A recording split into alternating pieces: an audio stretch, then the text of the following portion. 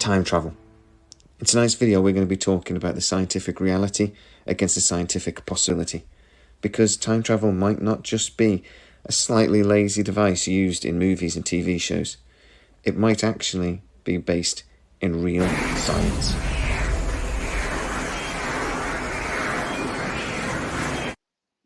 It actually be based in real science.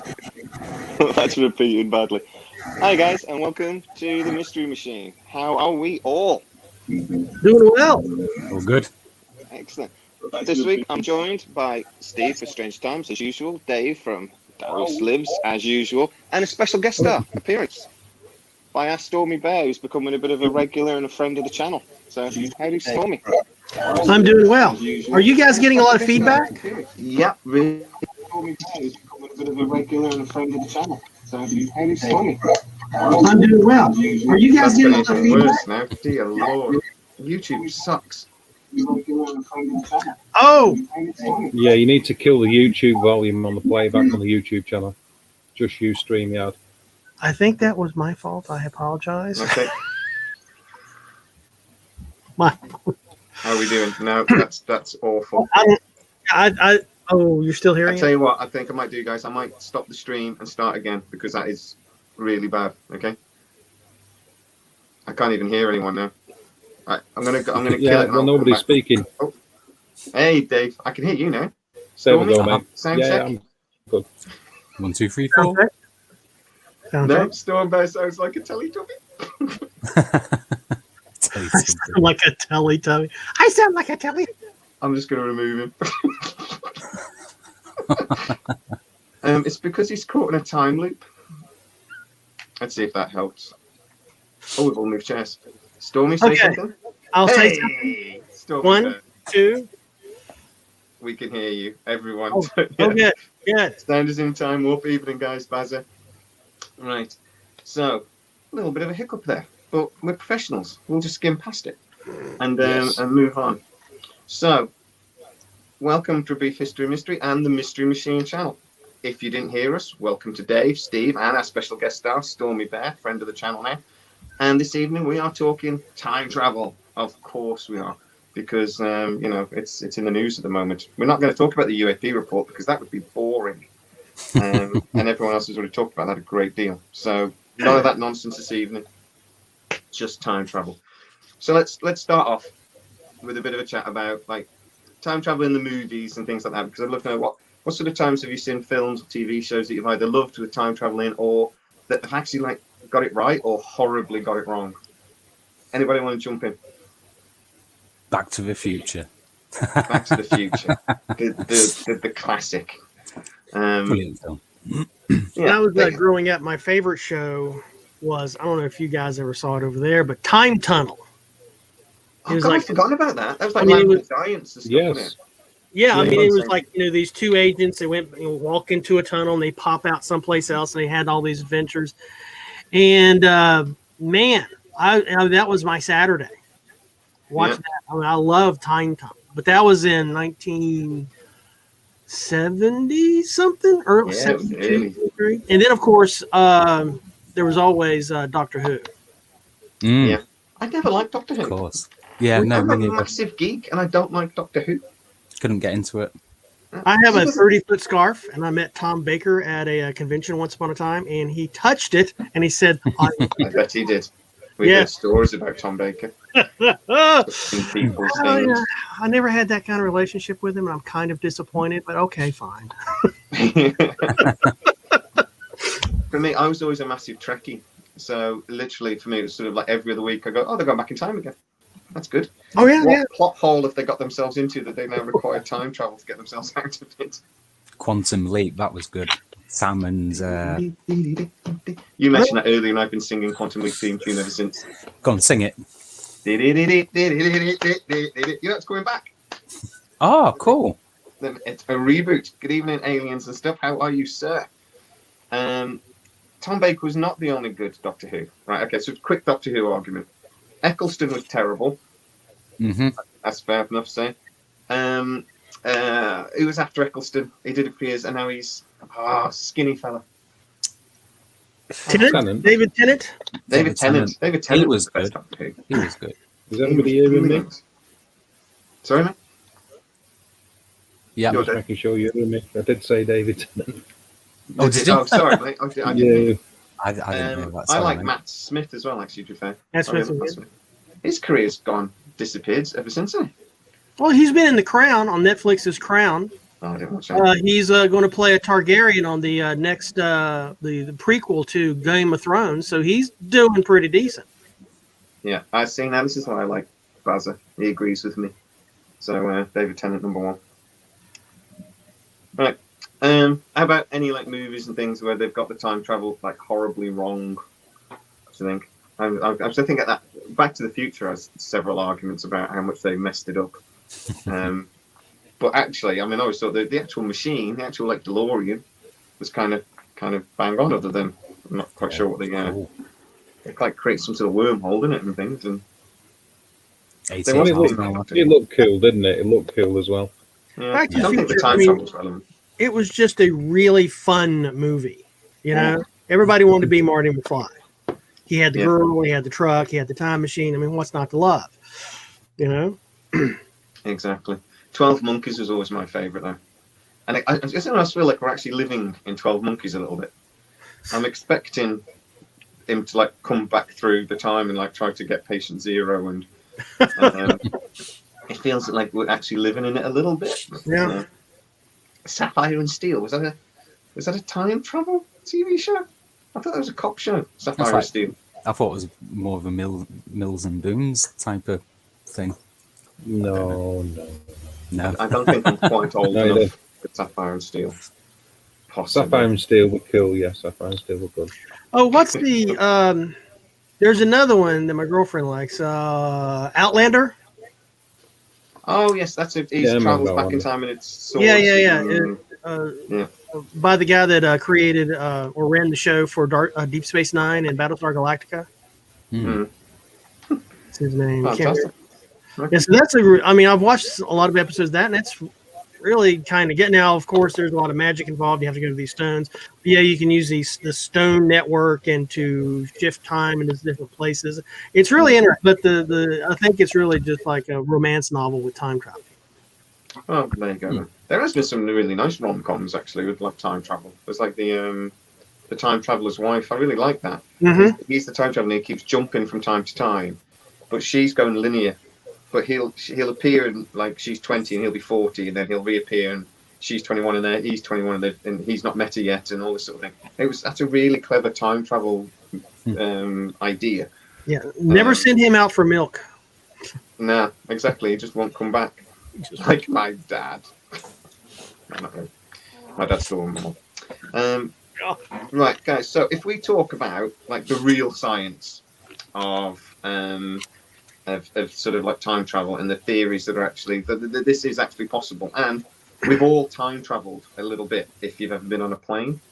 So if we talk about that in a sec, and then we're going to unleash Dave because we are going to talk about the Philadelphia experiment, and you can actually see him itching ever so slightly Revving up.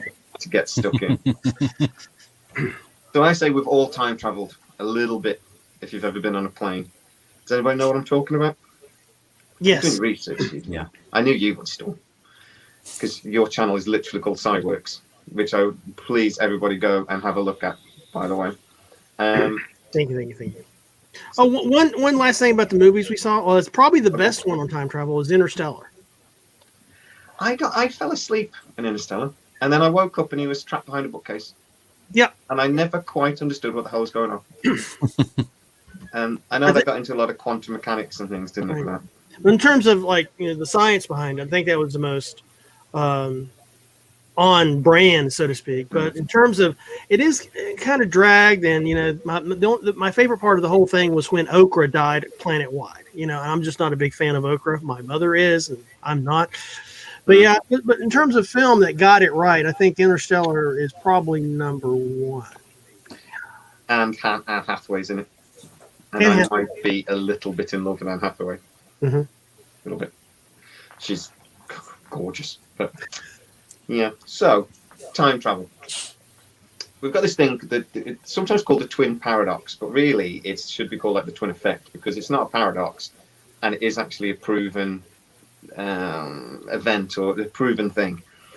So a few years ago, a very clever person invented an atomic clock, the most accurate atomic, most accurate timepiece that you can get. They kept one on the Earth and they stuck one on a plane. They flew the plane around a bit, and when they came back, the atomic clocks were slightly out of sync. That proved special relativity, basically, as a concept, as a scientific fact. The reason being that the plane, as it's traveling faster, warps space-time occasionally, which we'll probably talk about a bit more in a bit, warps it ever so slightly more than the clock on the Earth. So time slows down. But it's not really going to affect you a great deal. This isn't like Star Trek, where they keep having to adjust the clocks every time they get to a planet because of temporal warping. It's like, was it like a micron, if that, difference? Oh yes, it was in sub-nanosecond level. They did this also with Apollo, some of the Apollo missions. I think Skylab, if you remember that back in the 70s, that had an atomic clock on it, I think, as well. And they all, they all had the same measurement outcome, in terms of speed and velocity and all that, and the distance travel time differential. So.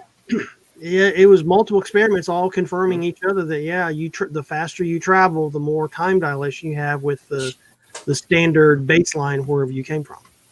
Yeah, but if you could actually get a rocket that could shoot off into deep space and get closer to the speed of light, this is where this twin paradox thing comes along. So you can have a pair of twins. One of them stays on the Earth, the other twin goes on the rocket and disappears off for 12 months. Say. When the rocket comes back, the twin who was on the rocket will be much younger. 100 years could have passed on the Earth, but only a year will have passed, say, for the twin on the rocket. So this twin paradox, that is time travel, basically. But it's a one-way time travel. It's just to go into the future. There's no coming back. But in theory, you could go as far into the future as you wanted to, if you could travel fast enough. The closer you get to the speed of light, the more you warp space-time, and the slower time goes relatively for you. So there you go. Time travel proven. Good night, everybody. See ya. Thanks for having me. Yeah. I mean, Einstein was the first one to really describe time as this plastic thing, that it's not constant throughout the universe. It depends on where you are, what you're doing, how fast you're traveling, and how close to a black hole you are at the time. Which is another thing that we'll probably talk about in a little while, black holes and time machines, and how if you get to a point where actually gravity becomes infinite, time may stop. Do I lick or do I like the button? Well, somebody put they're going to lick the button. Don't lick the button, you'll electrocute yourself. So it's on the screen, it's fine. Has anybody else got any other theories on sort of the reality of time before we move on to if you could travel back in time? With all the experiments going on in CERN, there's a lot of new data, and some of that data kind of tends to drift to ways to travel back in time, at least for particles. Maybe not for you or me, but for specific bosons can maybe possibly reappear back in time. There's one of the experiments I think almost anybody can, well, not almost anybody, you can kind of do in your home if you know what you're doing, is you can take two light emitters, lasers or whatever, and emit light, one through a vacuum and the other through a column of charged cesium gas. Now, the light that goes to the charged cesium gas hits the light collector on the other side before the light is emitted from the emitter, because it goes because that light through the charged cesium gas goes multiple times faster than the speed of light. And so if it can arrive before it leaves, then there's something else Actually going travel on. back in time. Yeah.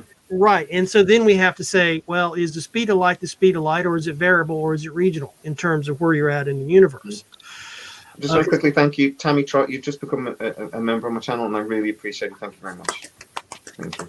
Go, Tammy! I won't put it on the spot too much.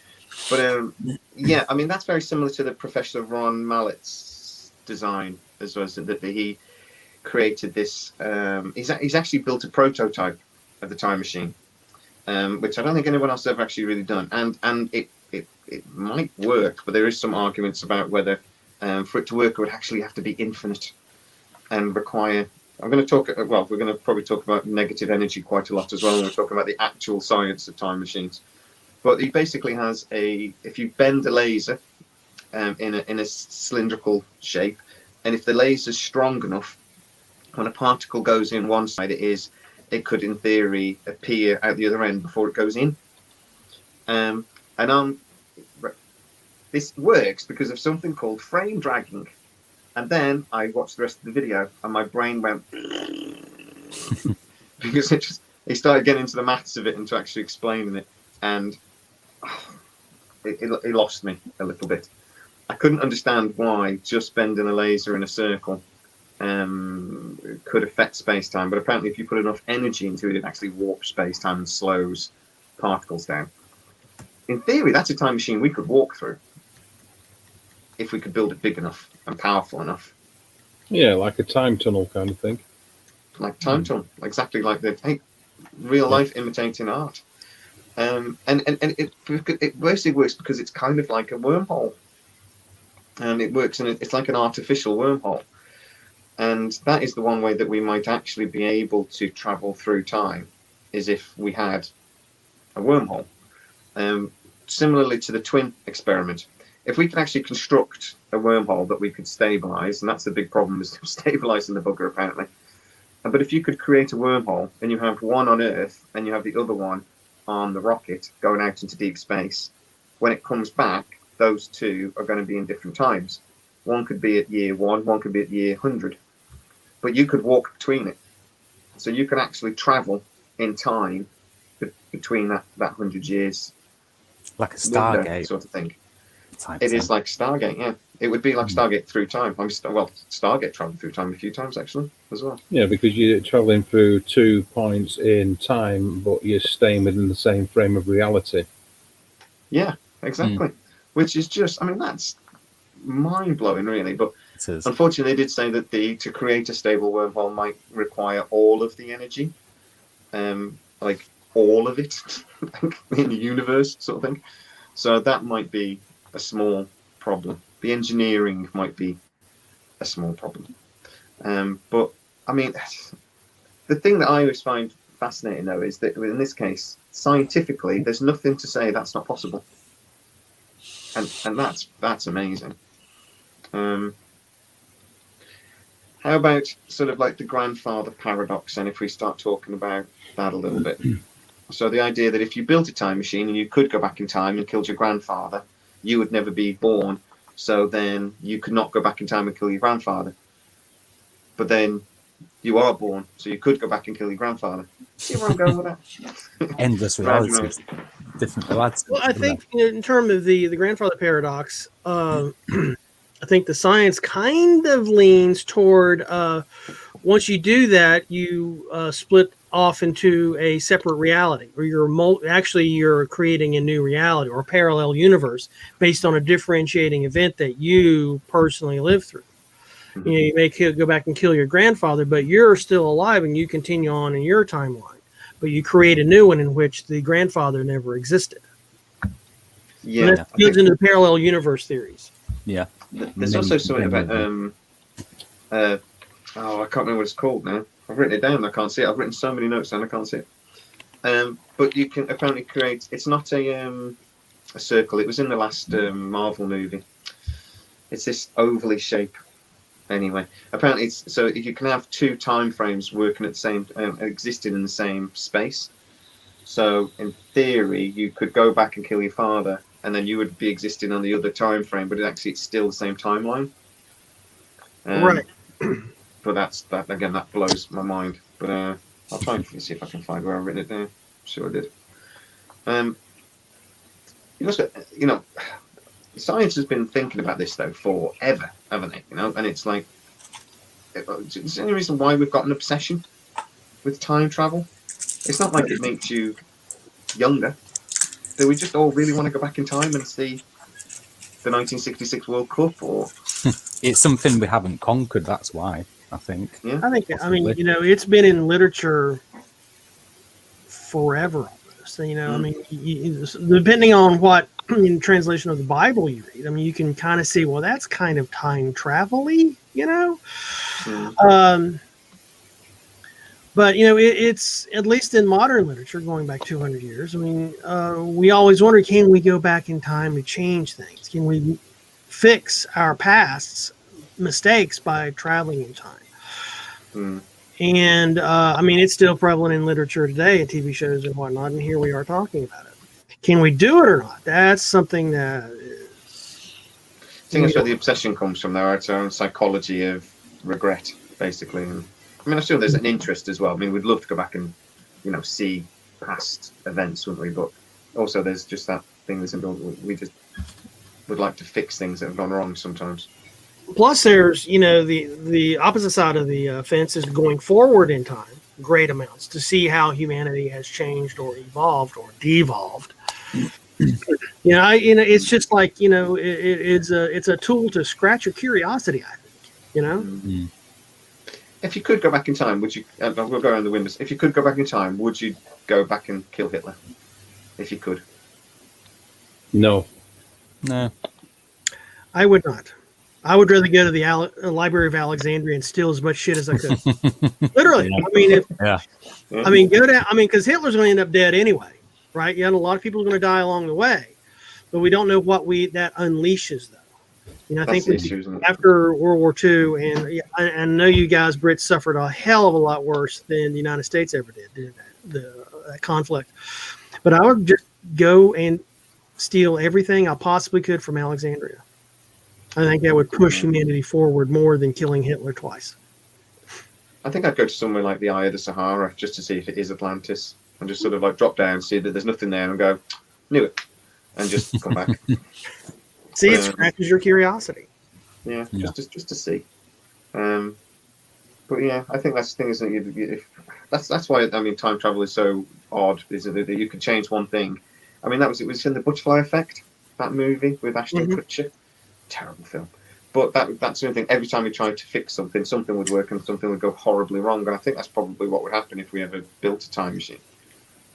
But Stephen Hawking proved that time machines can't happen, though, because he threw a party and didn't invite anybody till afterwards.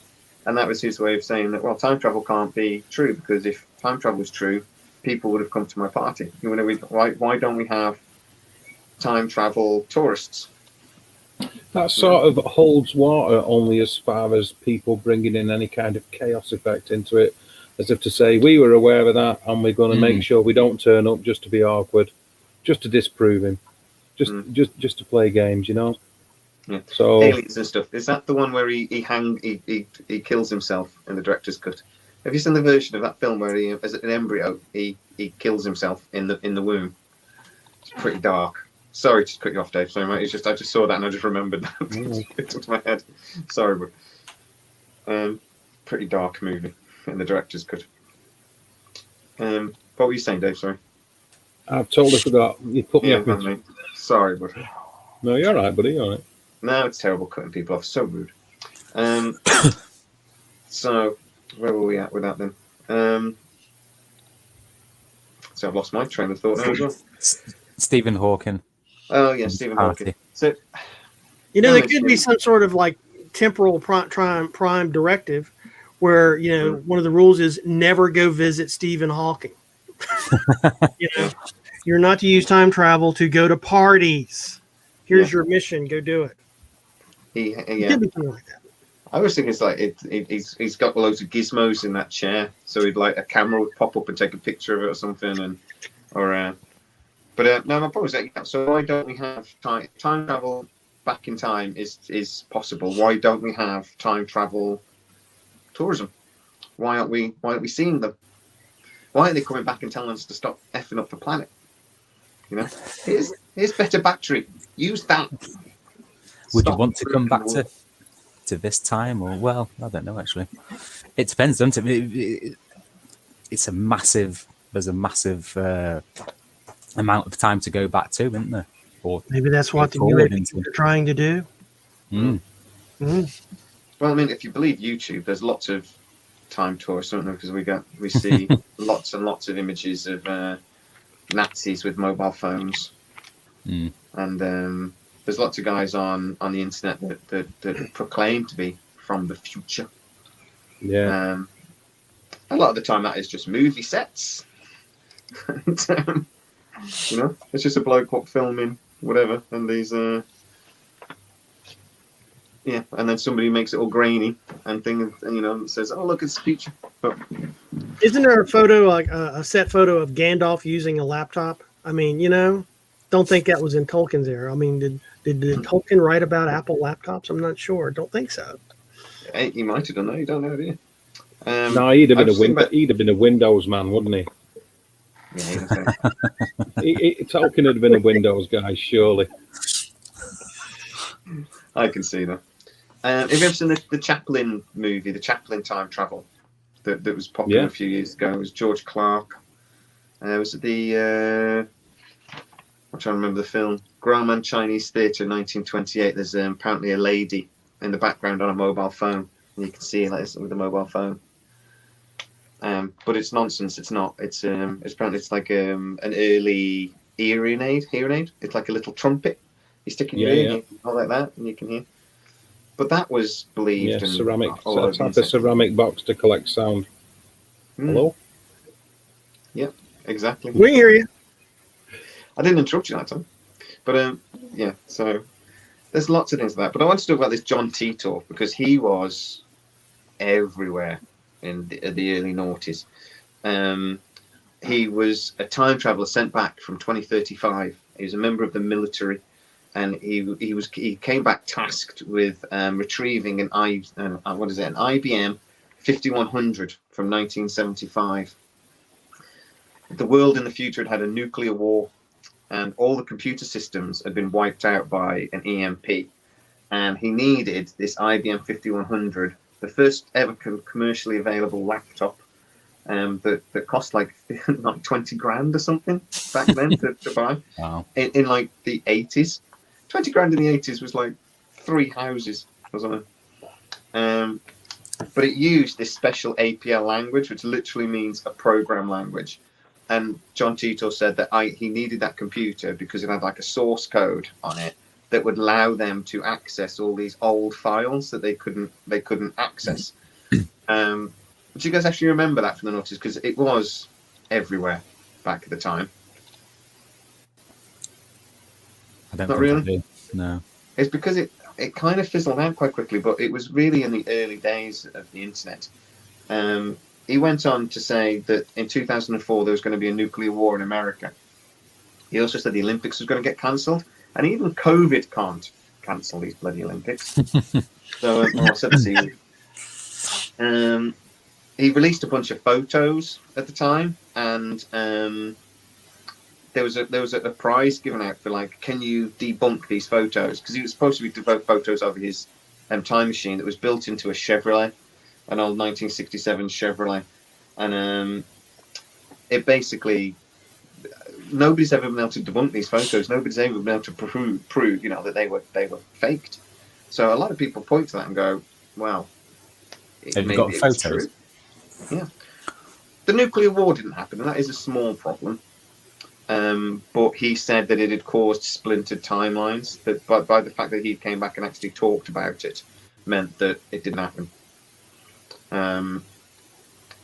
But there was an interesting thing more recently. What they've realised, IBM admitted a couple of years ago that actually there was a source code as part of this original programming, and it was put in there on purpose so that you could read back through older software.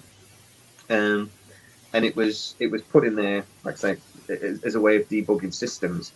NASA's done that type of thing for years. They had a thing where they had to.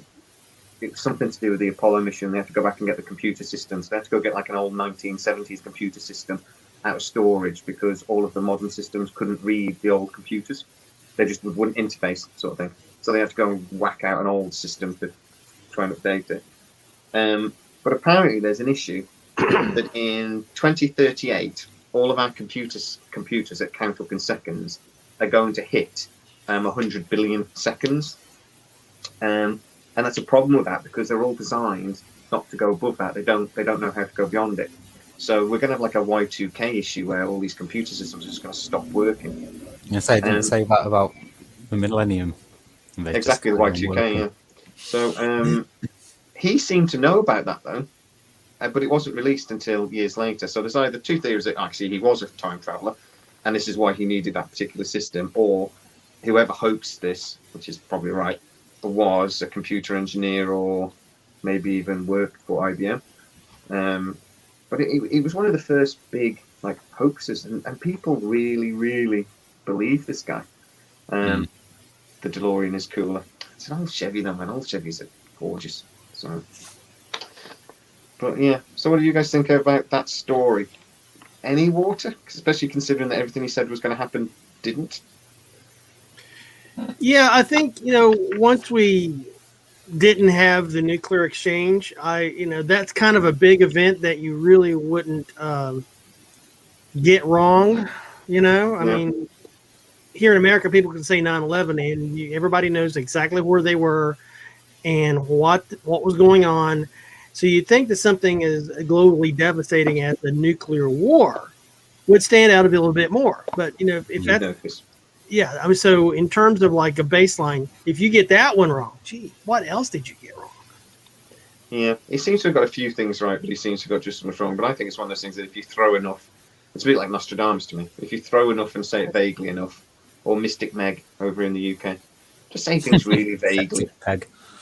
Yeah, just say things really vaguely, and then you're gonna, you might get somewhere. But all right, let's talk about some of the technology and some of the attempts to build a time machine, or some of the things we think might be time machines from the past. So we'll start with Nazi Bell.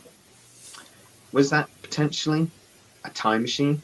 The Nazis say they had an engine from a UFO and that it was possibly able to warp space-time and travel through time. Any thoughts? The whole Nazi Bell story is just fascinating to me. It's like it's a long chain of other stories that are advanced Nazi technology that disappeared, was destroyed, or the Soviets snatched or something. But yeah, that's one of my favorite stories is the Nazi Bell. I don't know much about it. I just about what everybody else knows. But God. Yeah. The Vril was like aliens and stuff. I just mentioned the Vril. I'm going to do a video on the Vril sometime, because there is this fascinating story about the sort of the politics behind the Nazi Party and this Vril society. And the woman that was sort of like the head, who was sort of like the witch sort of thing, I forget her name, but she was stunningly beautiful. All the photos of her, she was absolutely stunning. And she also said that at a certain point in history and before the war, she was going to be taken back by the Vril. And then she actually did disappear in 1939. Never to be seen again. But all her friends were kind of high up in the Nazi Party, so that also might have been why. Kidnapped him. Yeah. So, but for me, the Nazi Bell, it's become very popularized in modern times, mainly because they say that, well, this is where it was built, and there's this concrete circular place where it was built, and it was chained down, sort of thing. There is even some evidence suggests an item was there and was removed, because we have like a chain of custody as it was being moved from person to person, sort of thing, or company to company as they moved it, as they were trying to get it out of Germany at the end of the war. And then you've got this thing with the Kecksburg UFO, which is interesting. In Pennsylvania in 1965, a bell-shaped object burned its way through the night sky, seen by thousands of people, and crashed in some woodland by Kecksburg. witnesses said it was bell-shaped. Some people have connected that to the Nazi bell. Other people have said it was a Russian satellite, because the Americans did go in and close off that entire forest for like 6 months. So you weren't allowed to go anywhere near where this thing had hit the ground. And then as soon as they left, they sort of went, don't worry about it, it's fine. What did I say? I said Pennsylvania, didn't I? Aliens and stuff. Me too. Sorry, didn't I? Yeah. I mean, I've tried to find that spot before, and you can find Kecksburg, but it's where they had roped off. It's either they built a shopping mall there or something. I don't think the landing spot still exists. I may be wrong about that though.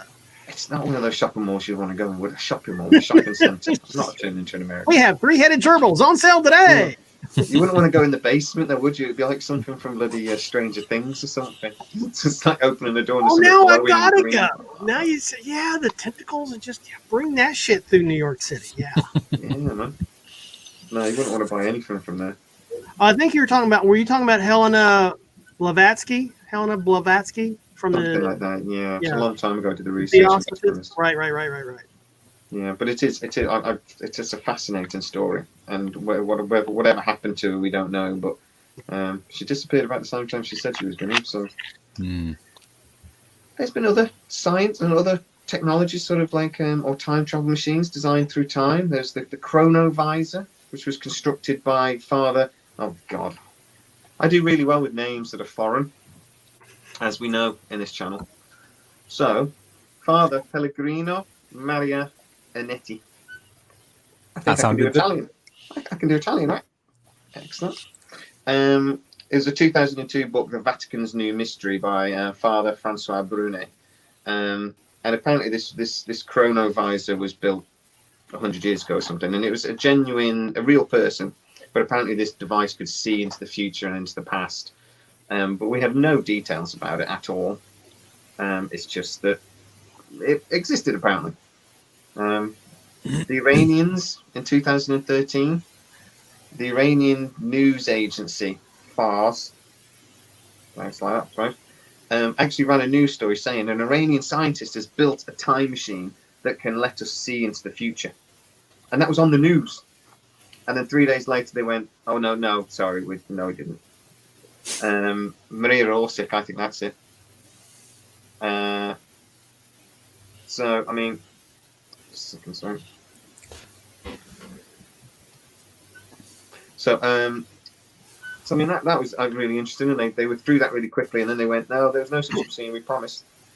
But that was an interesting event that they sort of like. Was it slipped out? Was it like Roswell when they dragged out? They released the news story, and then actually people in charge went, "Shut up! What are you doing?" Or possibly. The Iranians have spent a lot of messing around with nuclear material, a lot. So maybe they created something by mistake, or what do you think? Is that possible? It's possible. We don't know what they're doing, do we? No, it's a strange story when I use crystal balls. It's a strange story that they released and saying that it was released by mistake, sort of thing. It's not. But then that gets us sort of towards the Philadelphia experiment. So, 1943 October, Philadelphia Naval Shipyard, the USS Eldridge. Were they trying to build a time machine, a stealth naval ship, using EM technology? Dave, what are your initial opinions on the Philadelphia Dave, experiment? you got anything to say about this, Dave? Sort of, a lot of that audio was choppy. So just give me a sec, because I'll drop the bit. I did send a message in private chat that I did getting see problems with the audio. Okay, 1 second. Can you hear me now? We are having audio problems this evening. I don't know what's I can going hear on you. with YouTube. I can hear you, Dave. Oh, you can hear me? I got you. I can hear everybody again. Way, there we go. So I don't know what's going on. So Philadelphia experiment. Yeah, part of the Project Rainbow thing. Ultimately the unified field theory, basically combining all the forces of nature into a single controllable thing, if you like. But mainly Project Rainbow and the Philadelphia experiment as with US scientists using Einstein's unified field theory for dimensional relocation, really, transportation and time travel, as well as stealth technology, and trying to bend light around objects for that stealth technology. And as you said, it was the USS Eldridge, which we've all know to come to know and love due to various films. The older one was the better one, though. Yeah, definitely. Yeah, the older one was the better one. And the USS Eldridge Cannon-class destroyer escort, its numerical was D173. And that was launched in the same year, July 1943, really to protect cargo ships. So 1,600 tons and 216 crew members, so 15 officers, 201 hands, as it were. And yeah, it was supposedly fitted with generators that were allegedly sucked in matter from 1983, using elements that they used later on for the Montauk project conveniently, because it was able to get into 1983. They was able to access those elements and created a time wormhole.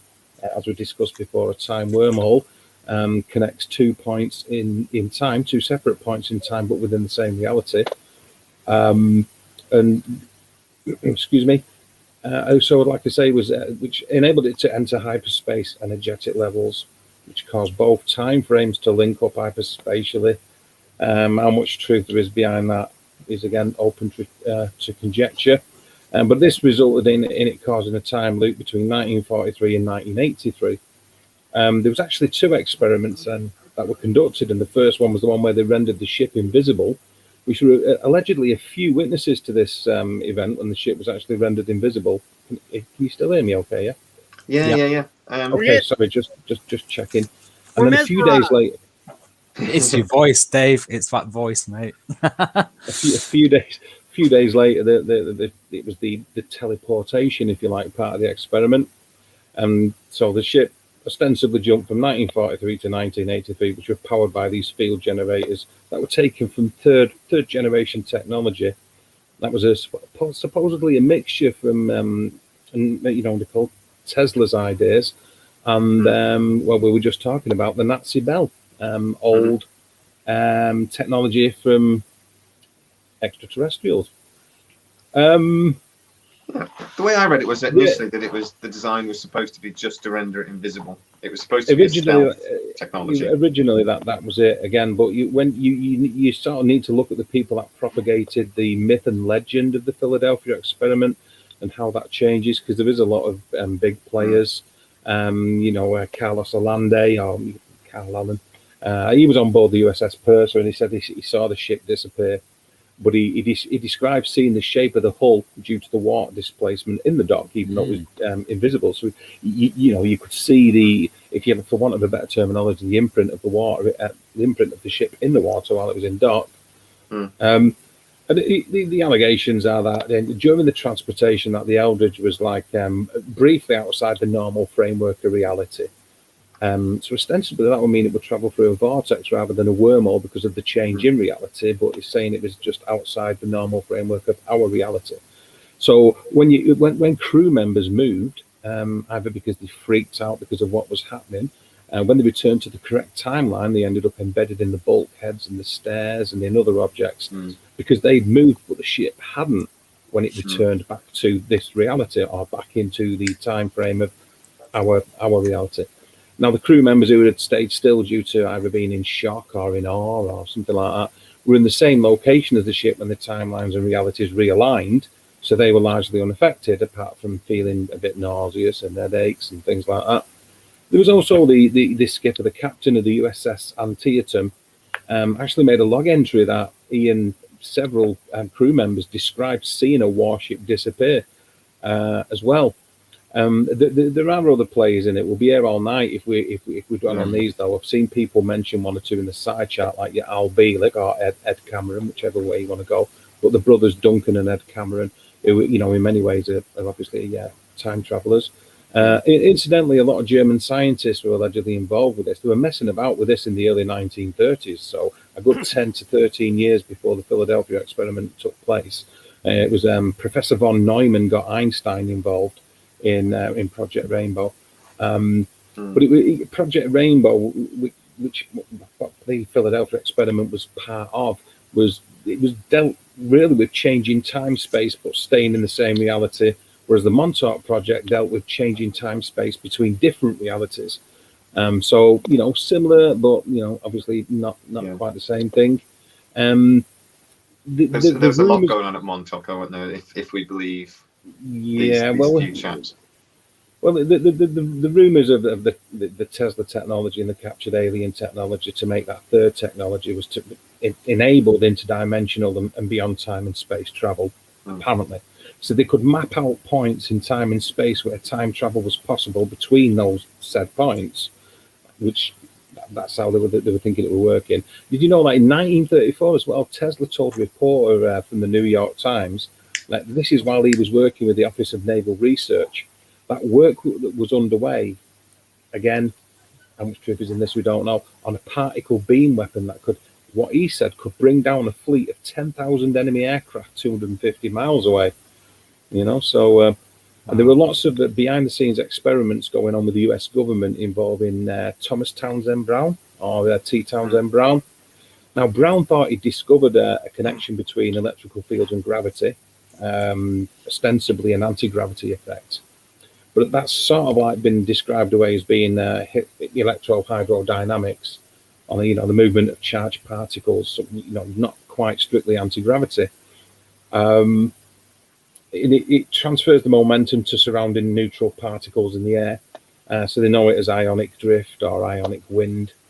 And for most of his life, he tried to build devices based on these ideas. They're trying to get the military to reuse them, or industry. And this resulted in a phenomenon that became known as the Byfield-Brown effect. I think they call it, is it electrogravitics or electrogravitronics or something? Now that's really the anti-grav theories now are really around this EM gravity technology, or GEM. Yeah, because he was looking into electromagnetism to use it as a form of propulsion, and he was actually using saucer type shapes to levitate in them to sort of like do this kind of thing. Briefly, the Montauk project, massively propagated by Preston Nichols and Peter Moon. They wrote a book about it. Preston Nichols was very vocal about this, but it came about because of the development of SAGE radar systems, which is semi-automatic ground radar, and Texas Towers. So a massive system all across the US, and I believe some of it was even in Canada, which operated on between 400 and 450 megahertz, which again, we're back into the realms of allegations, are the frequencies for mind control and altering DNA structure.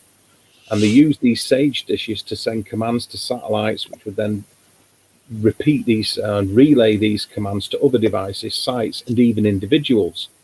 And a lot of these were people that were involved in this were Nazi scientists that were rounded up from Operation Paperclip. So they continued at the work of manipulating electromagnetism and gravity, and how you could apply it, magnetic manipulation, for use as a weapon in psychological warfare.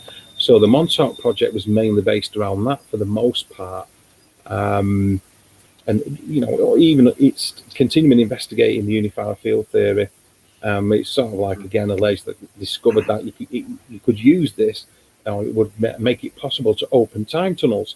Now, these time tunnels could be tailored to send anyone or anywhere in time and space, and they would use remote viewers to get coordinates, to use teleportation devices and time tunnels to drop people into points in space and time. If you want an example of remote viewers, the film The Men Who Stare at Goats will give you sort of like a little insight into that. George Clooney. And then these remote viewers, which would use these coordinates, would use these to counteract the effects of celestial mechanics on time travel, i.e. you traveling in time and then the Earth moving, obviously upon its path through the solar system, or rather, around the sun, and then you try to come back and you're not in the same place again, So ostensibly, that's what Project Rainbow, i.e. Philadelphia experiment, was part of that. and what the Montauk project was about as well. It would probably take an actual stream in itself just to cover them really. Big subject, I would say, yeah, big subject, yeah. To go back to the Philadelphia experiment, though, I mean, the way I read it was that initially it was supposed to just bend light around the ship so that it turned it invisible. Which obviously, I mean, they're still trying to do that now, but they're doing it with nanotubing and quasi crystals and things like this. Obviously, it would be a massive, but it would also be invisible to radar. What we're talking about, though, with time machines, time travel, is along those lines. Is if you distort, if you create a strong enough gravitational field, you can affect time. Yeah. So, in that respect, it completely makes sense. My only problem with the Philadelphia experiment whole story is I don't think it's true. I don't think any of it's true. I think there was a vessel in Philadelphia Harbor at the time doing magnetic experiments, but it was more to do with minesweeping. And actually how they magnetized the field of the hull to repel magnetic mines. With that going on at the time, that seems to make more real sense to me. When you mentioned remote viewers as well, I had an involuntary roll of my eyes, so I apologise about that. Well, many children went missing. They allegedly used lots of children that were trained from a very, very young age to be able to utilise this kind of, well, not only the technology, these massive generators, field generators, but they were trained just to be remote viewers throughout their entire life.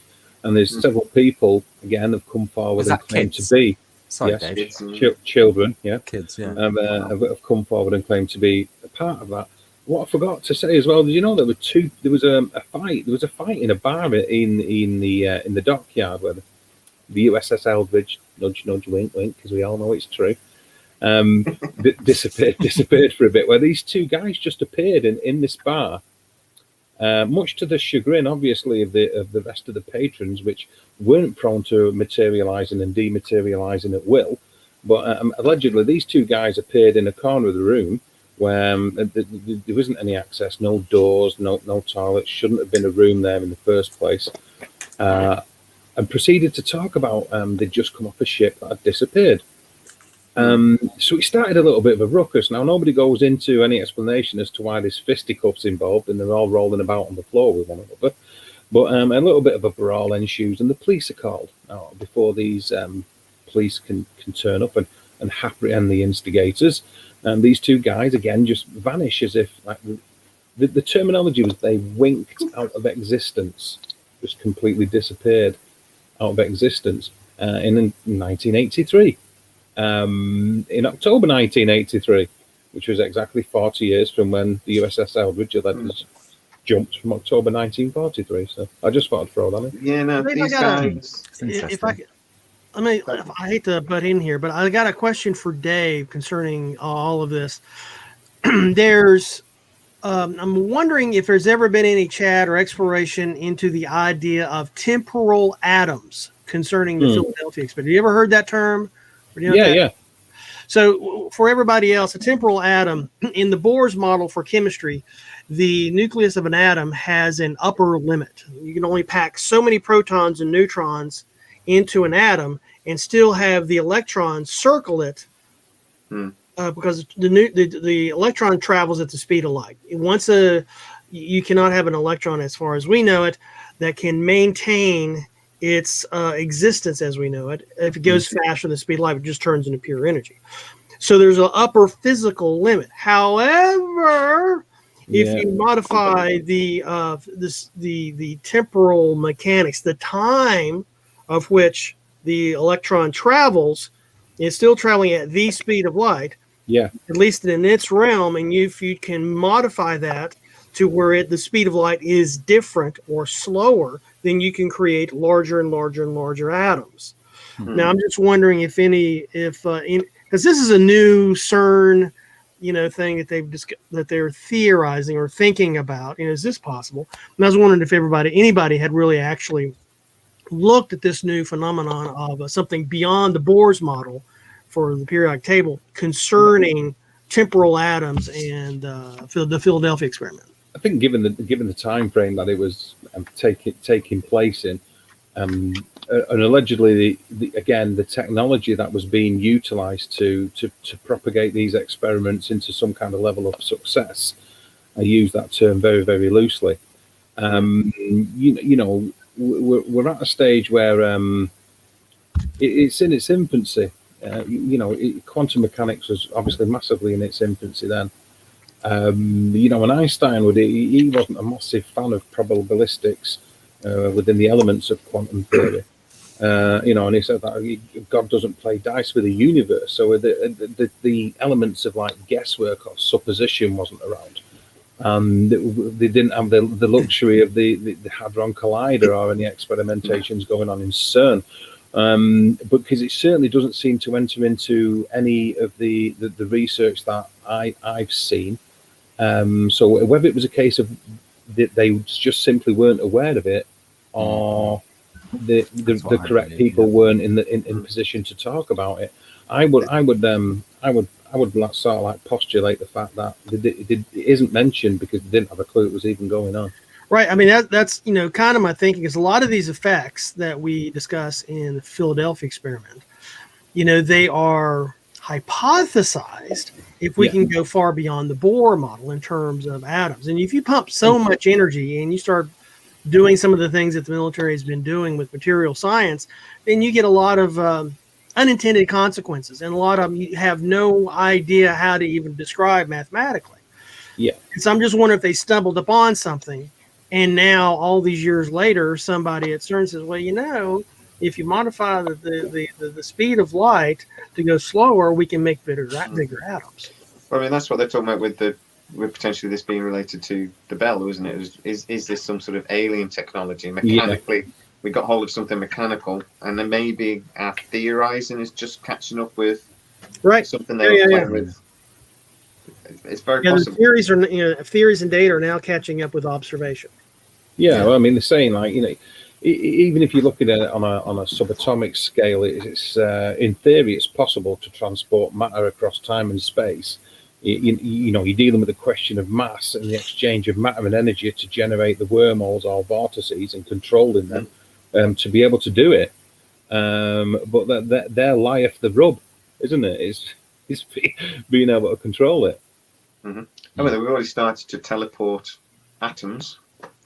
In theory, the Chinese have done it a couple of years ago, and I think the Americans have done it on a small scale.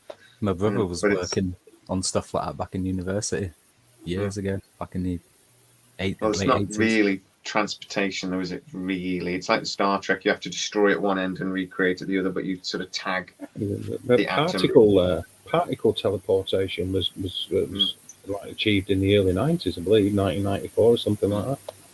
And I think the Chinese did it literally 2 years ago, but to a satellite. But don't ask me how it works. I always read these papers and go, that's amazing, I can't believe they've done that. And then as soon as it gets to the bit how they did it, I'm just like, I don't understand. I don't know. My stupid brain. Same. I have to get people to explain to me. New scientists, I can only ever read the first half of the paper. I can't read the rest. But with the Philadelphia experiment, so if that was something that they've got hold of and they've played with, is that potentially why then we've never sort of seen it again? Because either the experiment didn't do what they were expecting, which is one of the ways we can look at it. They thought they might be able to turn it invisible, and then actually it disappeared, appeared in Norfolk, it disappeared and appeared 20 years later. And they couldn't control it. It killed several people potentially. Is that why maybe the technology's not been seen since? Could have been. I mean, that's like, oh shit, let's not do that in the Chesapeake Bay again. Yeah, I agree. I agree with that. Yeah. You've just got to look at I don't want to open up a can of worms with this particular one here, but you've just got to look at the argument for not going back to the moon is, well, we don't have that technology anymore. Is it a case of that? They tried it in the 1940s. They moved on from using them particular techniques, kept some of them for the Montauk project, because you've got the other thing about like altering DNA with these field generators. They're quite happy talking about these field generators that the ship had that oscillated at these particular frequencies that enabled this thing to travel. but also bringing into existent beasts using, you know, some of this technology. Did they call him Junior? I think they nicknamed this particular creature Junior, which manifested within the lab because of these field generators, proceeded to smash up the place. You know, to have a pet name for him, Junior. Junior. So is it a continuation of an Duncan Cameron was idea supposed rather to than just create? yeah? I think he was supposed to Duncan, create with because his mind. yeah, Ed Cameron is Al Bielek and vice versa, and so on and so on. You know? I mean, so is it a case of just moving on from that and trying something new? Rather than we just don't want to do it? And are they still doing it? We're just not aware of it yet. Because when people came forward and spoke about the Philadelphia experiment, it wasn't in 1943. No, It it's a was long 30 time years late, 30 years later. So if they're conducting the same experiments now, are we not going to hear about it until 2030, 40, so on? You know. And like I said, that they've probably got enough sense now not to commit massive experiments where they don't really know what the outcome's going to be in the middle of a massive naval base. They now health do and it at safety's places a like bitch now, isn't Diego it? Garcia or something like that. You're Steve, sorry. I said health and safety is a bitch nowadays, isn't it? Yeah. I always joke that's why we haven't been to the return to the moon. It's not because we can't, it's because the health and safety guys are in charge now. We actually want them to survive, is the problem. But yeah, you know, maybe that's why we're at Diego Garcia and places like that, or the Americans at Diego Garcia and places like that, places that are thousands of miles away from anything, and they can do what they want. And if it blipped out of existence for a bit, nobody would even know. Hey, Dave's back. Dave's back. Hey, hey, Yeah, hey. I'm sorry. hear me? Sorry. Yeah. But the Montauk thing, just so, Can you hear me? because obviously, Yeah. yes, mate, you're with us. Hello? I don't think Dave can hear us. I can hear Dave. I can hear Dave. I can hear you, Dave. You can't hear us. Oh dear! Turn your camera back off, Dave. Hello? Oh, Hello, Dave. I can hear you, Oh, Dave. hello. There we go. Yeah, what's going on? What is And the going on? internet tonight. Yes, YouTube sir. mate, hates We us. could hear you with your video on, but I don't think you could hear us. YouTube hates Sorry. mystery and conspiracy channels. Is what it is. Yeah, so That's it, 'Cause man. he's- We're on a list or some shit. Yeah, It's that's it. trying We're to on kill the us Yeah. off through glitches. The Montauk experiments, though, at this camp. I mean, apparently they were playing with time travel, teleportation, mind amplifiers, mind control, leading into MK Ultra, weather control, all these Yeah. things that we've been thinking about ever since, and experiments ever since, like HARP and things like this. We think of playing with things like this. Bring back Dave. Bring back Dave. Dave. thank But you. the only evidence we've really got that it actually happened is these few guys. You know, the Nichols, Cameron, and so on. The story of how they got together and met is weird. That was as well. That is it. Nichols he's supposed to be the sidekick, and he was. Somebody brought him a device or something like that. Yeah. I read this morning. It's just really strange. And then they basically were reminding each other. They have all these repressed memories, so they don't actually remember being at the camp. But then years later, they met by accident and they started to sort of remind each other. And it's just a really odd story from beginning to end. But then they built this device that could materialize thoughts. Initially, it was on a TV screen. And then it can actually materialize objects, but it was like light. And then they can actually materialize solid objects.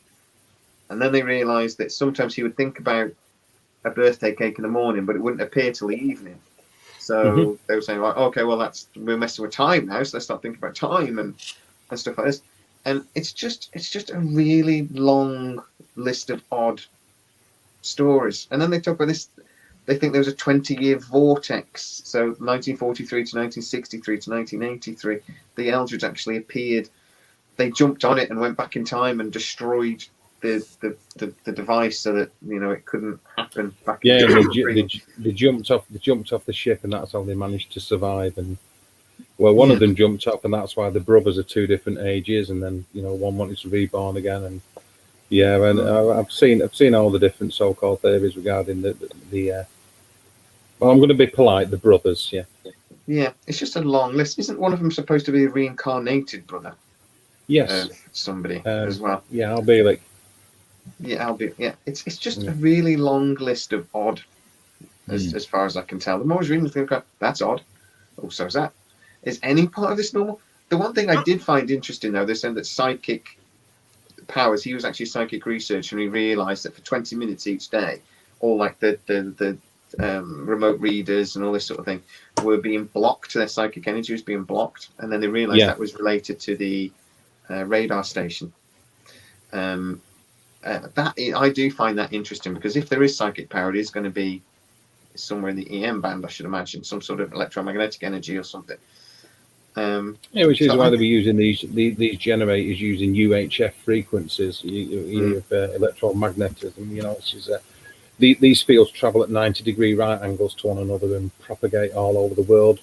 Not as much as lower frequency electromagnetic radiating levels do, but certainly enough to bounce around the troposphere and around the world, but with limited range. So you hence they're more likely to pass out into space because they're such a small frequency, in wavelength of a small frequency, in oscillation, the ultra high frequency. So if you imagine seeing them in if you could visualize them 3D as a lightsaber, if you like, the actual waveform, it would be 70 centimeters long. So, in the grand scheme of things, that's quite not a massive wavelength. So they pass out. They're not trapped by the Earth's atmosphere. They can pass out into space. So this would make them ideal to relay these particular frequencies of satellites around the world back down to, equipment and individuals that could then perform certain tasks. So you start to get into the elements of mind control, because they would imprint other oscillating frequencies upon these frequencies, rather than it being audio, which would be able to allow them to conduct mind control. They would be able to control these operatives to do things. So you start getting into spies controlling people during the Cold War. They even claimed to use remote viewers that could sit at Camp Hero, on Montauk, and spy on the Russians from the comfort of a leather armchair. It's absolutely fantastic if you believe what you're told. Yeah, a guy named Andrea Puharich did a lot of that early work for the U.S. government concerning not only mind control but remote viewing, and he wrote a paper. This my train of thought starts with this. Like I was thinking about the thermodynamic repercussions of the reincarnated brother. This kind of ties into that. That one thing, Puharich actually published a paper concerning the thermodynamic repercussions of mind control. And he did this, I think it's like, I got a copy of it someplace, it's like 6-8 pages of math going through how reading or influencing someone's mind psychically has no relevance in terms of thermodynamics. And that's just insanely cool to me. But Puharich was he was a little mastermind running around the CIA and NSA there back in the 40s and 50s. There's a lot of conspiracy theories about 5G a little while ago, and I met David Icke once, and I do listen to him occasionally, and he comes out with some stuff. He's very entertaining. But he was talking about 5G being mind control.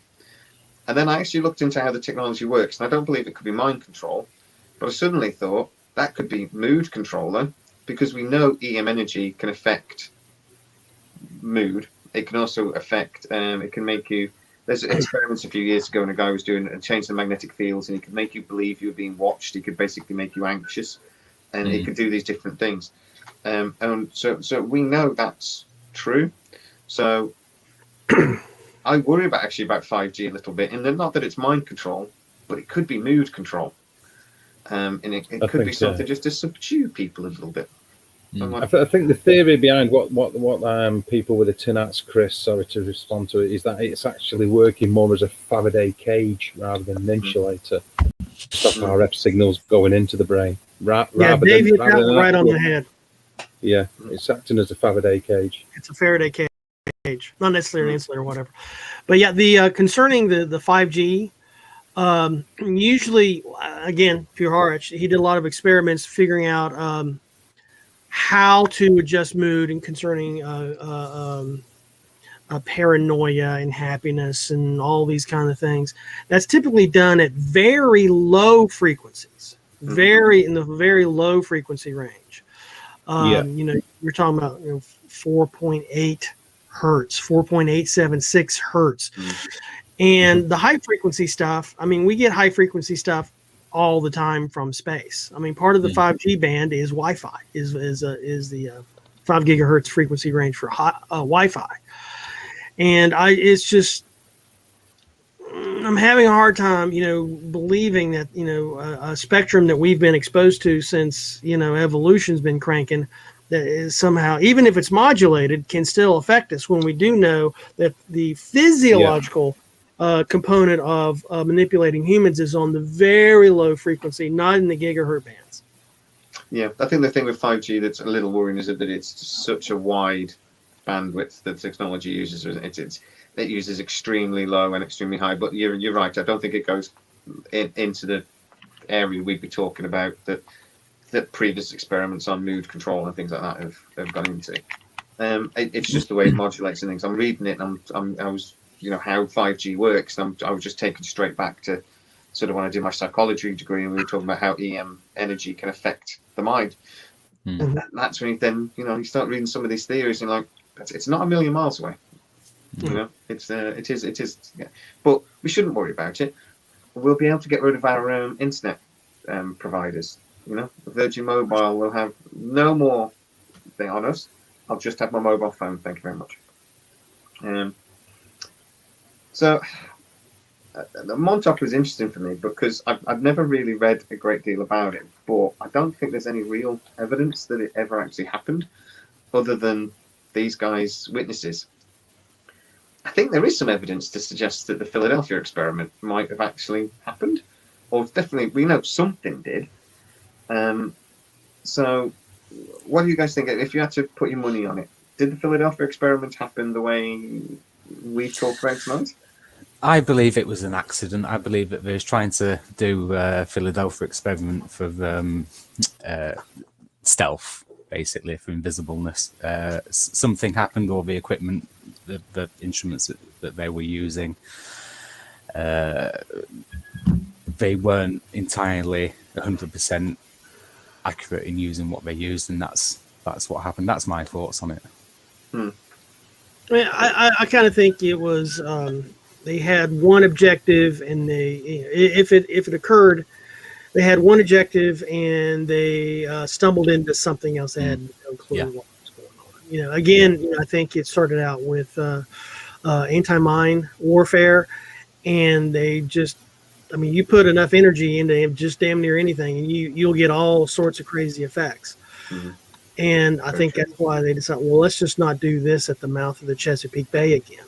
At the most strategic naval base on the eastern seaboard. Let's not do that. And so I think they may have just stumbled onto something that they really didn't understand, and it's not until recently that we're even getting a grasp on what may or may not have happened. How about you, Dave? I'm doubtful that it took place at all. And just because of the complete, people find it difficult to keep their mouth shut, and people have opinions, and this is something that nobody spoke about or talked about for many years, and it's the remit of just a couple of people to come forward with this information. Like I said, you're talking about a Cannon-class destroyer escort ship. This isn't just some little object. You're talking about a massive. It's a fairly visually attracting object, isn't it? A 1,600 ton warship.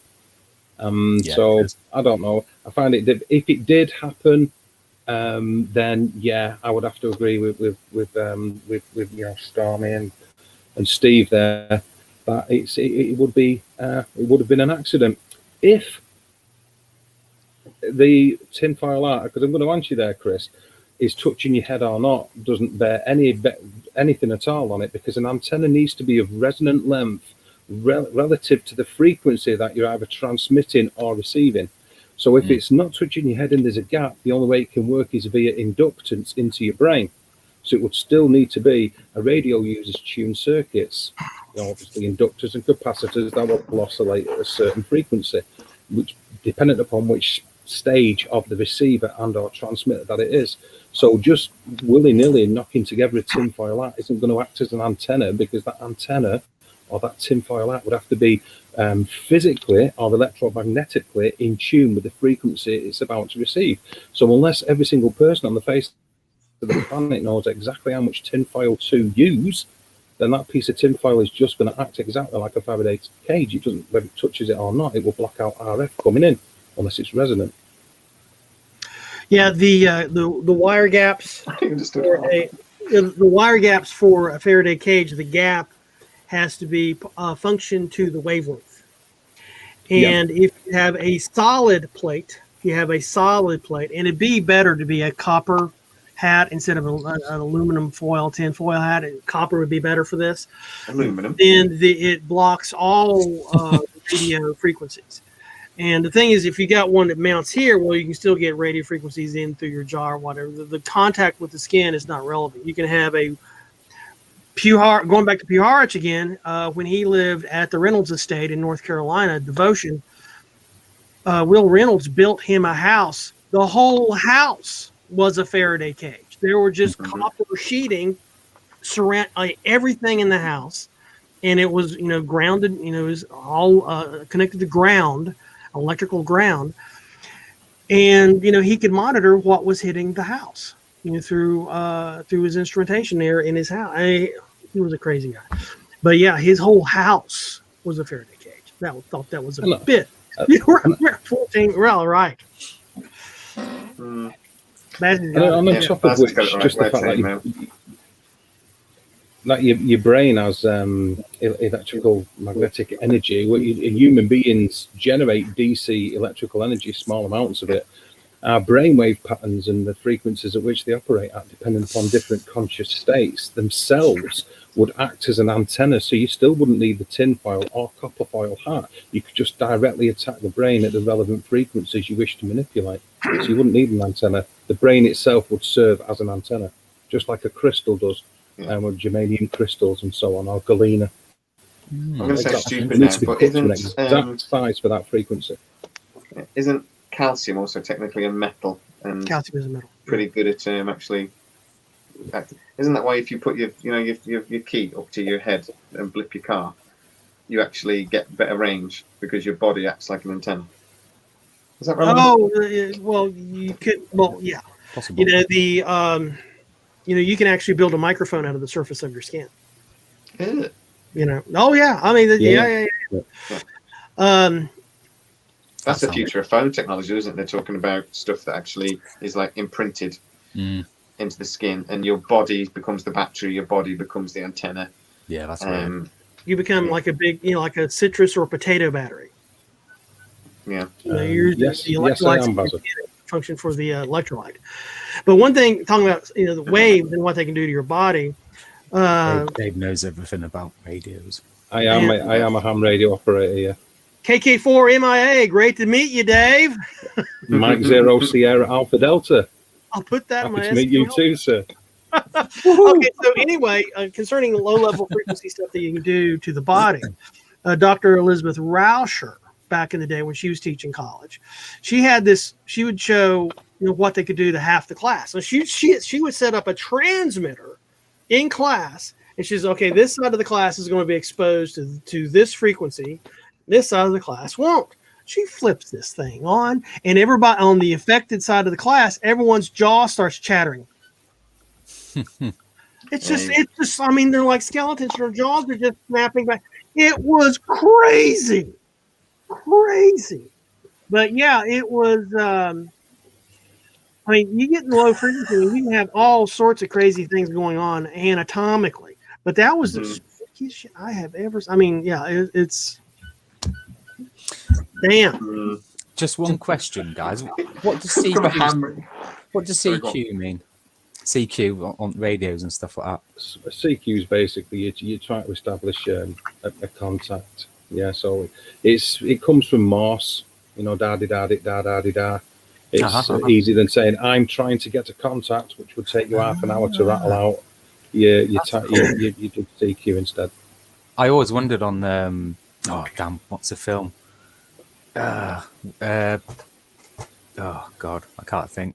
I think it's Jodie Foster, where she goes and First visits contact. the alien. That's it. Yeah, I think it is. Yeah, and, When they're all giant squid or something. No, Uh-huh. that was. What was it? Was that? Oh, no, Who's right? that was something else. Yeah, Oh, yeah. Alien. You know Yeah, that that's contact survival. when, Yeah, Ellie Arroway was a child and was CQing on the radio trying to get the Pensacola.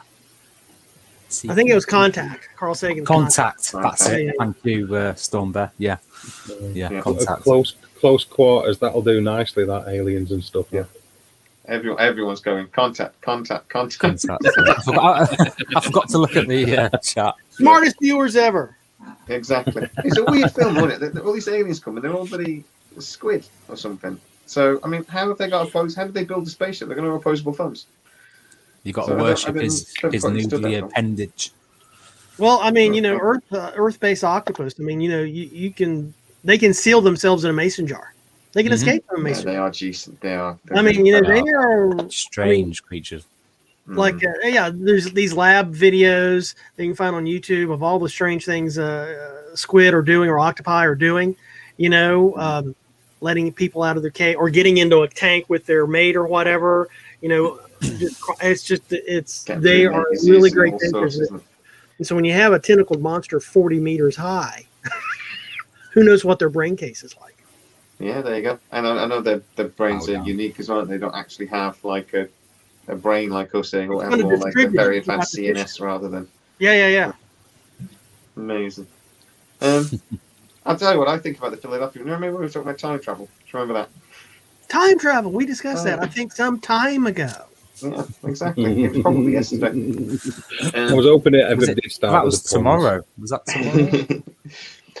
If you are watching this yesterday, well done. But I think for me, the Philadelphia experiment, I don't think it was, but because I generally go back to my cynical days, and I can see how many times the story has changed. And as soon as I start seeing the story change, I start suspecting it's not true. Like I said, it was 30 years after till it was ever released, and then it's just grown over time. But I think possibly the same with the Nazi Bell. But at the same time, is it possible? Oh, hell yeah. If we did have some sort of alien technology from, that we just found in a ground somewhere, we would play with it. And, we would try to make it work. We would pump energy into it. They're talking about how Bob Lazar talking about how they played with it to a point where they blew one up, and things like this. So, yeah, I mean, if we had something like that, would we play with it? Of course we would. So, yeah, it's possible. Yeah, I think you made a good point, and not so much as far as human beings go, we like to play with toys, and we like to brag about our ability to build them when our neighbours don't have them. It's called keeping ahead of the Joneses at a governmental level, if you like, or at a military-industrial level. So I think, had something like that gone on, everybody would know about it. I mean, you just got to look through time. When somebody develops something or they have it, they can't help but use it just to suppress, even if it's just in a propaganda level, the ideology of other nations, other people, of their own people, indeed, actually. So I think we would have seen more of it. And I know that flies in the face of what I said earlier, or it's just a case of perhaps we are using it, we just don't know about it yet. Well, I'm hesitant to believe that the Philadelphia experiment happened. Yeah, I mean, a lot of talking about propaganda. Probably a lot of you guys don't remember, but during the 60s, 70s, 80s, until the Berlin Wall fell, American magazines and news outlets were just consumed with the Cold War. I mean, every issue of like Newsweek or U.S. News and World Report would have graphs upon graphs. How many missiles do they have? How many missiles do we have? How many tanks? I remember they were comparing shoe production. How many shoes does America make per person than the Soviets do? And sometimes these were planted stories in American media just to amp up the paranoia of the Soviets. Yeah. And since the fall of the Berlin Wall and the collapse of the Soviet Union, I've worked with some guys that actually lived through that. And how in the world were they ever our enemy? This is totally off the beaten path, but I got to tell you the story. Once upon a time, the Soviets were going to build the world's biggest milk production facility because they saw somebody in Wisconsin, I think it was, and that had the biggest one, so forth and so on. So they had to have a bigger one. But in true Soviet thinking, they built the factory, the milk processing place, in the appropriate politically correct place. But no one paid any attention to the fact that, it was near Novosibirsk or something, which is several thousand miles away from the Urals where the cows were. And they also ignored the fact that there was no rail for the last 300 miles. And so they would just load the milk on the carts, in Western Russia, and they would just sit there and spoil because no one had planned to take it to Novosibirsk. And it was like a lot of the Soviet thinking was like that. It's like, how can we one up? And I think their weapons program, as well as the United States, were always a little ginned up, to say the least. Now, the Russians did definitely put a man into orbit first. They did Sputnik, and they have a long list of accomplishments. But those are the few times that their government, maybe it was the scientists really, but their government was accidentally competent. And there's lots of propaganda. And so when you come to propaganda, something like the Philadelphia experiment, that could have just been a plant and the audience was the Soviet Union. Maybe. The Soviet Union apparently did it the other way, though, as well. The Americans have spent millions of dollars in years, decades even, researching remote viewing, psychic powers, all these sorts of things. There is one theory in that actually that was triggered by the Russians. The Russians leaked out that they had a remote viewer and that they were working on remote viewing.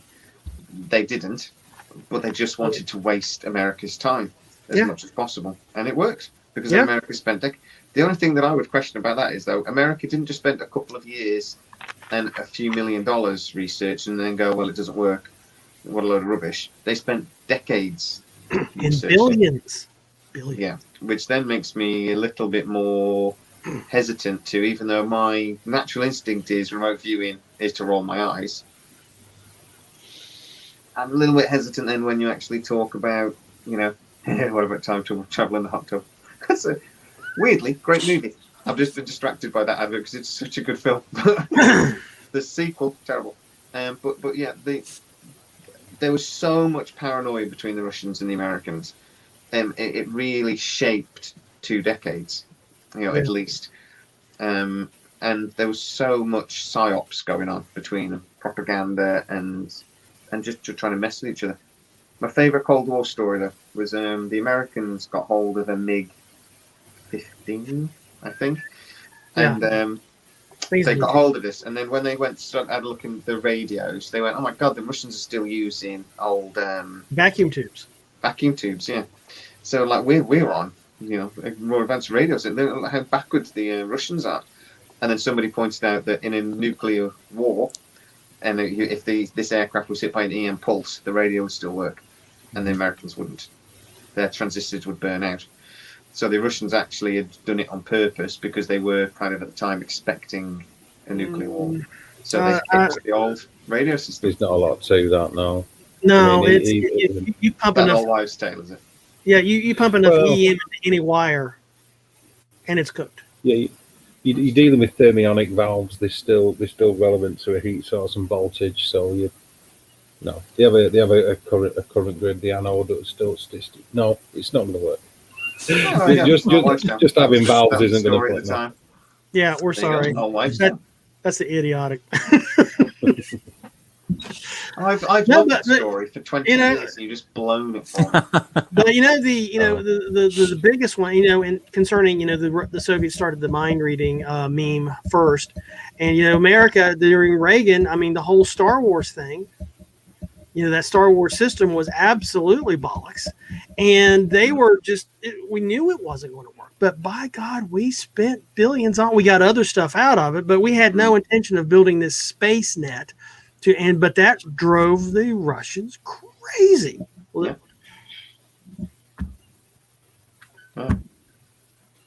Apparently, I'm right and you're wrong, according to Bazza. That's correct. Valves are much more robust than the transistor junctions. Well, it's not only just the vacuum tubes. You pump enough EM energy into any wire that it will create a voltage, just like any coil or anything. It will create a voltage in the wire, and it's a function of how much EM radiation comes in, exposes to the wire, and then it blows everything else up. Mm-hmm. The way to defeat EM radiation, at least as we have found it in some of our fighter aircraft, is through the use of fiber optics. Because then you don't have the long stretches of wire in which you can induce a voltage. Yeah, I mean, you deal with any radio equipment that contains capacitors, as they all do, and then they also store ramp voltage, which is affected by EM pulse and EM radiation. So, sorry, Bazza, I'm still right. Would it be more effective though than old transistor radios? You can't connect a valve to a cabbage or a potato, and it still needs all the rest of the components to work. Unfortunately, I get your point. I appreciate that an EM wave would still take it out of them. Well, there are more things effective than, or more robust, more survivable than the transistor radios. 30 years ago. Are. I know back when, oh God, this is several careers ago, but I know back in the 80s, you could buy chips that were rad hardened. They were, radiation hardened. They were hardened against them. Maybe not impervious, but they were definitely hardened against them. And I'm guessing they still make those kinds of things. But so you can take preventive measures in IC circuits to at least make them less susceptible to it. Yeah. But, transistor, I mean, again, it's not necessarily the component that is that fragile. It's the wires that lead to the component that where you generate the voltage. So you have a wire connecting from one place to another, or a trace on a PC board, same thing. You have a length of conductor that has the ability to have a voltage applied to it, because the EM wave is a frequency. It's not a DC current, it's an AC current. Okay. Back to time travel. A simple study of the physics involved shows anything moving through time will heat up until it burns away. Okay. I'm sure that's probably there's going to be lots and lots of problems with time travel. Chris, if I'm honest, one of them means that a lot of the studies that they're talking about, how would we actually do it, the real science, they almost all agree that you would either need something called negative energy for it to work, because if you put anything through a proton, it just collapses the wormhole immediately. Or you need infinite-sized tubes. But even though the one did concede, as sort of scientists did concede, actually a universe-sized tube would probably be big enough to create the vortices for these things. But just to end, before we go, I just wondered, would you rather, this is a couple of quick questions, would you rather go, if you had a time machine tomorrow, you fell over the DeLorean tomorrow and you could go anywhere you wanted, would you rather go in the future or into the past? Ooh, that's a tricky one. If I had one trip? Yeah, go on. So you say you've got one trip, but you can come home. So I'll let you come home. Okay. But one round trip. You got one charge. I'm still going to the Library of Alexandria, stealing as much as I can. Armfuls of scrolls, and I'm hightailing it back to the 21st century. Yeah, Basil would go back in time. How about you, Dave? Future or history? Yeah, I would go back in time. I think I would go back in time to the Napoleonic era, because I like military history, and it was obviously there's been major events throughout history that have defined the way that the world is now. And people sort of like usually mention the First World War, the Second World War, and the Cold War, what's affected, where we're at now. But had it not been for the massive gameplays during the conflicts that were raging across Europe during the Napoleonic Wars, we wouldn't be in the position we're in leading up to a unified Germany, which then brought about the First World War, Second World War, so on and so forth. You want to go see Waterloo or Yes, Drake's, the Armada battle against the Spanish or something like that. Some of these seminal you moments. absolutely nailed it with Waterloo, brother. Mm. How about you, Steve? I'd like to go back to the late 1700s or the second half of the 1700s. Just it just fascinates me.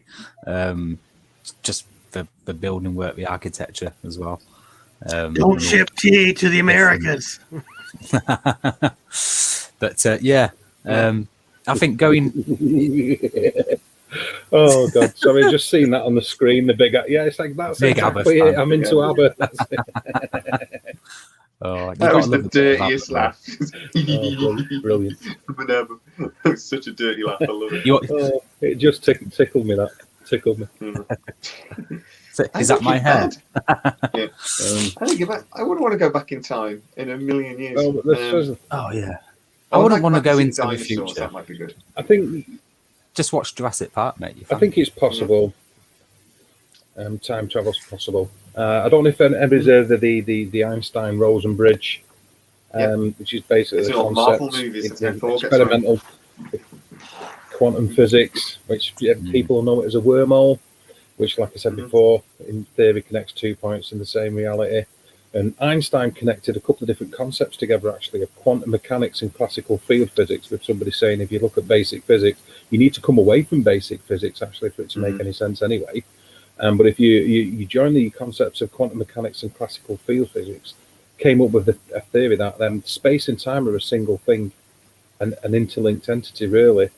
And because the speed of light ostensibly being the speed limit of the universe, if you like, in so much as the faster that you try to go, the less you move within time. So say, for instance, like a photon doesn't have any reference within time because time stands still for it because it is traveling close to the speed of light. So, when you come up with a wormhole, which is a hyperdimensional anomaly in space, because space-time is curved, that explains how gravity works. So when you're dealing with the physics, as Krista says, I believe, like classical Newtonian physics, the idea is that like two astronomical or really large bodies in space would proportionately be affected by the sum of the parts of the mass. However, Einstein said that gravity was actually a distortion in space-time. So the idea of a wormhole isn't not just that it cuts through three-dimensional space, but is actually three-dimensional warping of four-dimensional space. So he doesn't play a part of it due to mass. Because what we call mass is mostly energy. And because they're both interchangeable, and most matter's like 99.999% empty anyway, with the application of the correct kind of energy in the right kind of way, time and dimensional travel is possible. I would say time travel is possible from the point you build a time machine. And it seems to me that that's where most of the real thinking goes, is that we can't have time tourists because you can never go back before the point you built the time machine. But once you build a time machine, all bets are off. Then you can go backwards and forwards and whatever you want. So that pause, that gap after I finished saying what I was saying was really ominous. I was almost tempted to get my coat. I'm trying to say something wrong there. No, it was just so interesting. It takes a second for our brains to catch up. I had this. I wrote a book once. I actually wrote more than 2 words in a sentence, and the idea was that it was. I invented this thing called a chronometric temporal transceiver, and all it was. It's not based on any real science, so don't rip this to shreds. But all it was basically a quantum singularity, and it basically was like out of time. So any information you transmitted through the quantum singularity by making it vibrate, that was what happened in the book anyway, could be read at any point in the machine's history. So the idea being that you could like invent the perfect mousetrap. So you could have your chronometric temporal transceiver, spend a year designing the perfect mousetrap, but then transmit the information into the device. And then from your point of view, from day one, you just get the plans for the perfect. The mousetrap you've just been designing for the year. You then spend the next year improving it, do it again. But from your point of view, all you actually get as soon as you turn the temporal transceiver on, you just get, billions of a massive human capability of knowledge, like instantly. So you could just jump ahead 1,000 years, 100,000 years, and that was the idea of my story. That kind of smells like entanglement. Yeah, Kind of. it would. Well, it would be. I suppose. I suppose it would be. I didn't know about that back then because that's evil and witchcraft. But I didn't know about that back then. But yeah, I could not get my head around the science of it. But yeah, so humanity just leapt ahead 1,000 years in technology in like no time at all because of this device that I'd built in my head. An oximeter. What's an oximeter, Dave? An oximeter, it's not spelled that way, but an oximeter is what measures your pulse and your oxygen saturation within your blood. The device you put on your finger is what I know as an oximeter. Yeah. Pulse Yeah, oximeter. it is. Yeah, it's Yeah. I should know that. I'm a fucking mental health. We don't want to say anything, Jamie, but yeah, this was your Ballywick. An oximeter measures gravy, I think. Does it? Absolutely correct. Just, I might spoil the stream by saying this, but Probably. what about the Simpsons? They seem to predict. They seem to predict quite a lot, don't they? Monkeys on typewriters. Well, yeah, I think Jay has that right. What are they? 20? How many seasons has that thing been going on? God, it's over 20 something now. Almost 30. I mean, you write 23 episodes for 20 some seasons. You got to talk about damn near everything. Yeah. That's don't get me wrong, some of them are creepy, and you do go, Donald Trump on an escalator as president. That's weird. No one saw that coming. But yeah, it's monkeys on typewriters. You throw enough crap out there, some of it's going to stick. Personally, I had to throw that in. Yeah. To go back to the question of would you go forward in time or back in time? I would never go back in time. The water was terrible. Everyone's teeth was disgusting. The food was awful. You died at the age of 30. I'd have been dead 15 years. You can take your own food, take a picnic with you. You'd have to, wouldn't you? So just don't drink Trail the water, bar. for the love of God. Trail bars, yeah. Now, I'd want to go into the future. I want to know where we are in 100 years. I'm just not promising I'd come back. You might have to. There might not be anything there. Yeah, well, I might get there and it's just a burnt out husk. Oh, damn it! Well, that didn't go well. But at least I'd know, and I think that's what I'd want to do. I'd want to go into the future. I want to live to be. And actually, what I want to do is the one thing that might actually be physically possible. But yeah. But we do say it's probably easier to go into the future than back. I mean, don't get me wrong. I adore history. History was always my favourite subject when I was a kid. I also know that a lot of history is about perspectives. I'd love to go back to certain events and actually see what really happened, because the whole thing about history being written by the victors, and I'd love to know certain things, how it really went down, and actually speak to people and go find out what were their motivations for certain things. But if I only had one Jamie, shot, is there any chance of being modded? What's that? Moderated on the channel, on the stream. on the channel. Right. Yeah. I thought you are a moderator, aren't you, Dave? No. If I make a comment, can you mod me up? I'll speak to you later about it. Oh, okay, go on then, mate. Yeah, that's I'll fine. make a comment now. Okay, we'll speak to you in a minute. All right. The reason is you say that about the teeth and the water, and it's very, very. And since you're right, you're totally correct. And it's sort of changed my opinion 100% now, actually, about that, given the bad dental hygiene and everything else. I'd like to go forward in time, and I know that this is fiction, but to Buck Rogers 21st century time, because of what you called Wilma Deering. Yeah. But that's where I'd like to go forward in time. I mean, ostensibly, we are all time travelers, aren't we? I mean, we're in a linear fashion, and we're only ever moving forward. Yeah. But we're already doing it now. Yeah, most Australia's way out there. definitely. And I want a hoverboard. I want a flying car. I want all the things that have actually been promised. You know, and I want to download myself into a robot and live forever. And If it was anything like tomorrow as well, we'd already be doing it, wouldn't we? I used to love Yeah. that program, but my God, they just got Missed me it, though, didn't so they? hyped up for flying cars program and was this, Steve? UK Tomorrow's World. Yeah, it was a I think TV around show. about the 80s, 90s, I think, wasn't it? I'm not sure what the American version would be, but yeah, it was a TV show. It was all about science and what looking into the future. So what's coming next? So it would be that TV show in the 80s that in the 90s we're going to have flying cars and and you know, the House of Tomorrow. Yeah, and the but- PCs. That's just bang on there though. When I'm talking about being downloaded. Mr. Musk, Elon Musk is trying to do it. Well, I'll tell you that Neuralink is some pretty fancy technology. That's just, Yeah. just what he's done I'm with the terrified. pigs alone is amazing. It's amazing in that what it can do, connecting like false limbs and things, which is what he says is his design, what he wants to do. But we're going to get into an area of potentially downloading information into the brain, which might be possible.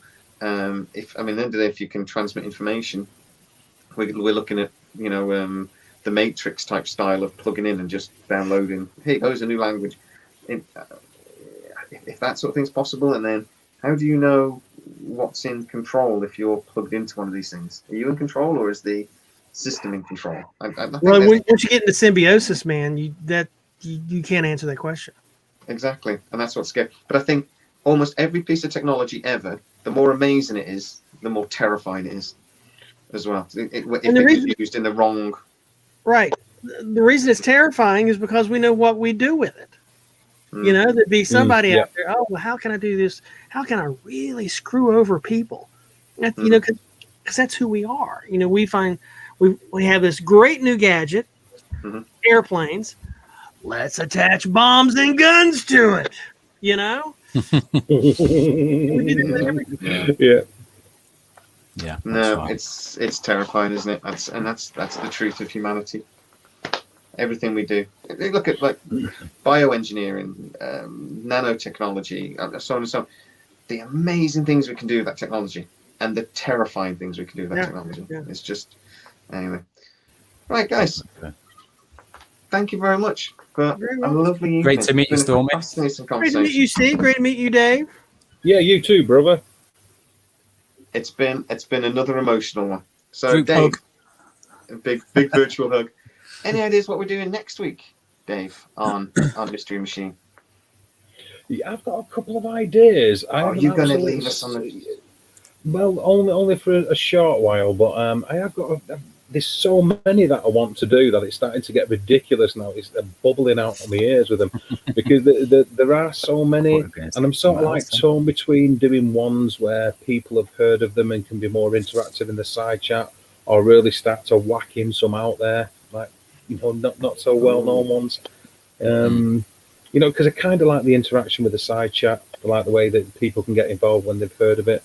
And I'm obviously not trying to second guess people's knowledge of the unknown and the paranormal or whatever, but there's some that I've obviously far more known than others. But yeah, Fantastic. It's not going to be UFO related. Put it that way, people. It's going to be spiritual, paranormal, if you like, ghosts. Nice. Nathan Duff is another really good friend of the channel, and mate, you are all three of you, all individually, you're always welcome. Very knowledgeable, really, really good channel, guys. If you can go find that, please do. So please go and subscribe to SciWorks, where our good friend Storm Bear, his real name, comes from. Again, a great channel. It's not in the description at the moment, but it will be a bit later because you very kindly jumped on last minute with us, Storm. So again, You're very, very welcome. I Really love to appreciate hear it. myself talk.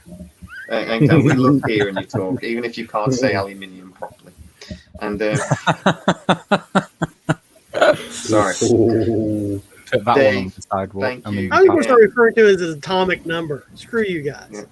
Yeah, there you go. Fantastic. Storm is also my hero. April's going to go jump in the hot tub, and we're all going to go join her. So Yeah. Please go Yeah, subscribe to Stranger Times. You're pushing up towards Behave 1,000, sir. yourself, Steve. Yeah. Fantastic work. Cheers, Dave. Yeah, And behave Dave- yourself. Always looking after me. Appreciate that. Thank you. Thank you. Good night, everybody. Thank you. Thank you. Yeah, thanks, Jamie. Thanks, Tom. Thanks, Steve. And everybody in the side chat. It's been great. You guys make it. And the support is absolutely overwhelming. Thanks for being involved and listening. Thank you Cheers, all. Thanks, guys. Danny. Thank you Thanks. all. Thanks, Love and guys. See you next time. peace.